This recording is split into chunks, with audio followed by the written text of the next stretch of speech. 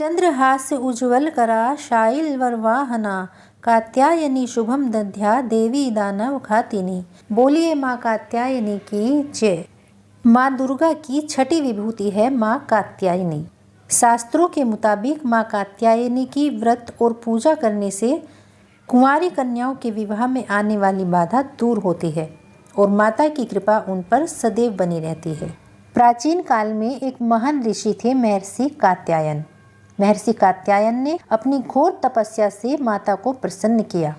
उनकी तपस्या से प्रसन्न होकर माता ने उन्हें दर्शन दिए और महर्षि कात्यायन ने वरदान में मांगा कि माता स्वयं उनके घर में पुत्री के रूप में जन्म ले।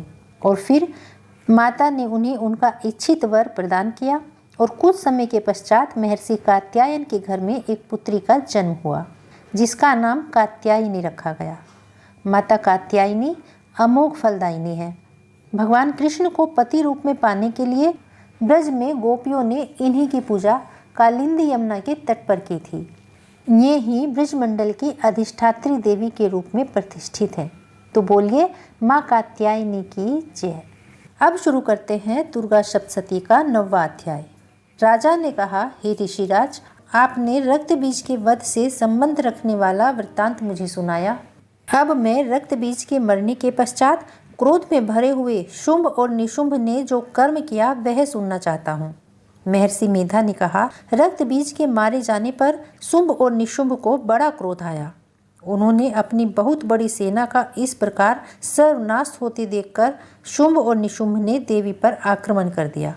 उनके साथ बहुत से बड़े बड़े असुर देवी को मारने के लिए दौड़े और महापराक्रमी शुंभ अपनी सेना सहित चंडिका को मारने के लिए आगे बढ़ा। फिर शुंभ और निशुंभ का देवी से घोर युद्ध होने लगा। वह दोनों असुर इस प्रकार देवी पर बाण फेंकने लगे जैसे मेघों से वर्षा हो रही हो। उन दोनों के चलाए हुए बाणों को देवी ने अपने बाणों से काट डाला और अपने शस्त्रों की वर्षा से उन दोनों दैत्यों को चोट पहुंचाई। निशुंभ ने तीक्ष्ण तलवार और चमकती हुई ढाल लेकर देवी के सिंह पर आक्रमण किया। अपने वाहन को चोट पहुंची देखकर देवी ने इक्षुप्र नामक बाण से निशुंभ की तलवार व ढाल दोनों काट डाले। तलवार और ढाल कट जाने पर निशुंभ ने देवी पर शक्ति से प्रहार किया। देवी ने अपने चक्र से उसके 2 टुकड़े कर दिए। फिर क्या था, दैत्य मारे क्रोध के जल भुन गया और उसने देवी को मारने के लिए उसकी ओर शूल फेंका, किंतु देवी ने अपने मुक्के से उसको चूर चूर कर डाला। फिर उसने देवी पर गदा से प्रहार किया। देवी ने त्रिशूल से गदा को भस्म कर डाला। इसके पश्चात वह फरसा हाथ में लेकर देवी की ओर लपका। देवी ने अपने तीखे बाणों से उसे धरती पर सुला दिया। अपने पराक्रमी भाई निशुंभ के इस प्रकार मरने पर शुंभ क्रोध में आकर देवी को मारने के लिए दौड़ा। वह रथ में बैठा हुआ उत्तम आयुधों से सुशोभित अपनी 8 बड़ी बड़ी भुजाओं से सारे आकाश को ढके हुए था। शुंभ को अपनी ओर आते देखकर देवी ने अपना शंख बजाया और धनुष की टंकोर का भी अत्यंत दुस्सह शब्द किया। साथ ही अपने घंटे के शब्द से, जो कि संपूर्ण दैत्य सेना के तेज को नष्ट करने वाला था, संपूर्ण दिशाओं को व्याप्त कर दिया।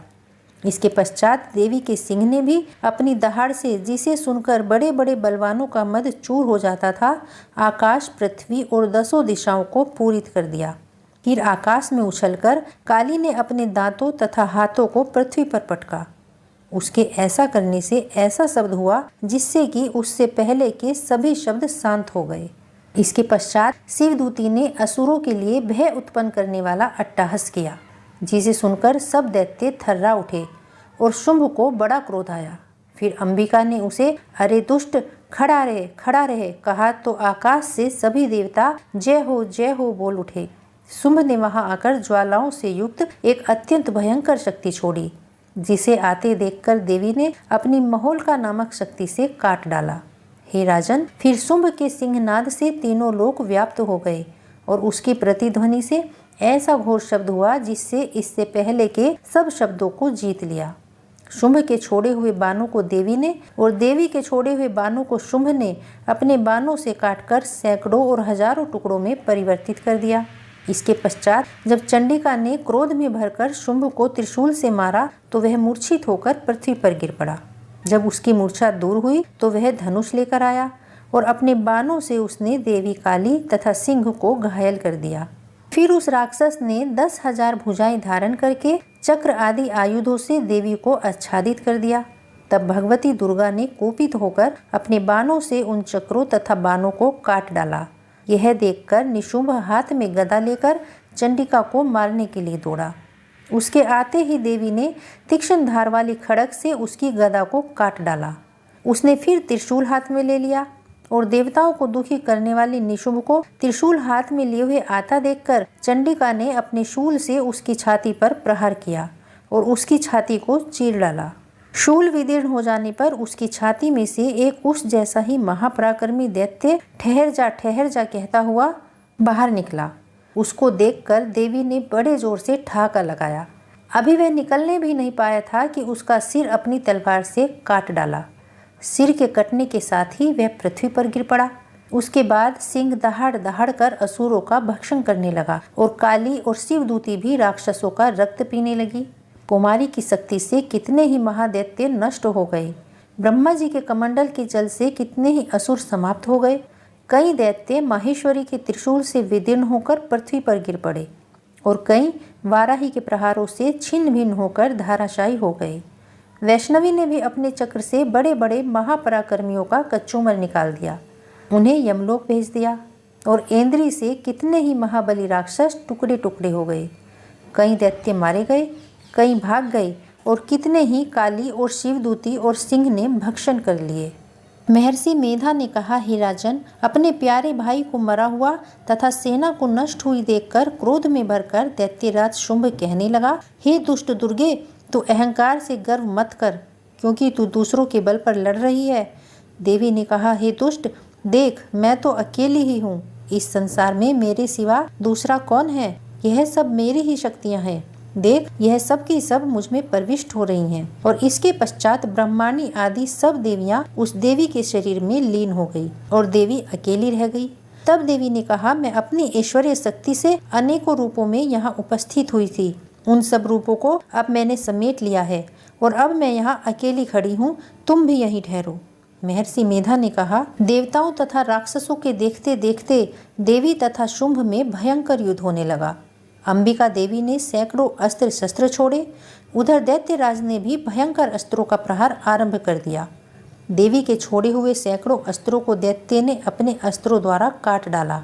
इसी प्रकार शुंभ ने जो अस्त्र छोड़े उनको देवी ने अपनी भयंकर हुंकार के द्वारा ही काट डाला। दैत्य ने जब सैकड़ों बाण छोड़कर देवी को ढक दिया तो क्रोध में भरकर देवी ने अपने बाणों से उसका धनुष नष्ट कर डाला। धनुष कट जाने पर दैत्येंद्र ने शक्ति चलाई, लेकिन देवी ने उसे भी काटकर फेंक दिया। फिर दैत्येंद्र चमकती हुई ढाल लेकर देवी की ओर दौड़ा, किंतु जब वह देवी के समीप पहुंचा तो देवी ने अपने तीक्ष्ण बाणों से उसकी चमकने वाली ढाल को भी काट डाला। फिर दैत्येंद्र का घोड़ा मर गया, रथ टूट गया, सारथी भी मारा गया। तब वह भयंकर मुदगर लेकर देवी पर आक्रमण करने के लिए चला, किंतु देवी ने अपने तीक्ष्ण बाणों से उसकी मुदगर को भी काट डाला। इस पर दैत्य ने क्रोध में भरकर देवी की छाती में बड़े जोर से एक मुक्का मारा। दैत्य ने जब देवी को मुक्का मारा तो देवी ने भी उसकी छाती में जोर से एक थप्पड़ मारा। थप्पड़ खाकर पहले तो दैत्य पृथ्वी पर गिर पड़ा, किंतु तुरंत ही वह उठ खड़ा हुआ और फिर वह देवी को पकड़कर आकाश की ओर उछला और वहां जाकर दोनों में घोर युद्ध होने लगा। वह युद्ध ऋषियों और देवताओं को आश्चर्य में डालने वाला था। देवी आकाश में दैत्य के साथ बहुत देर तक युद्ध करती रही। फिर देवी ने उसे आकाश में घुमाकर पृथ्वी पर पटक दिया। दुष्टात्मा दैत्य पुनः उठकर देवी को मारने के लिए दौड़ा। तब उसको अपनी ओर आता देखकर देवी ने उसकी छाती विदीर्ण करके उसको पृथ्वी पर पटक दिया। देवी के त्रिशूल से घायल होने पर उस दैत्य के प्राण पखेरु उड़ गए और उसके मरने पर समुद्र, द्वीप, पर्वत और पृथ्वी सब कांपने लग गए। उसके बाद उस दुष्टात्मा के मरने से संपूर्ण जगत प्रसन्न व स्वस्थ हो गया। आकाश निर्मल हो गया। पहले जो उत्पात सूचक मेघ और उल्कापात होते थे वह सब शांत हो गए। उसके मारे जाने पर नदियां अपने ठीक मार्ग से बहने लगी। संपूर्ण देवताओं का हृदय हर्ष से भर गया और गंधर्वनियां सुंदर गान गाने लगी। गांधर्व बाजे बजाने लगे और अप्सराएं नाचने लगी। पवित्र वायु बहने लगी। सूर्य की कांति स्वच्छ हो गई। यज्ञशालाओं की बुझी हुई अग्नि अपने आप प्रज्वलित हो उठी तथा चारों दिशाओं में शांति फैल गई। और इसी के साथ दुर्गा सप्तशती का 9वां और 10वां अध्याय समाप्त होता है। अगर आपको यह वीडियो अच्छी लगी हो तो इसे लाइक और शेयर जरूर कीजिएगा। जय माता दी।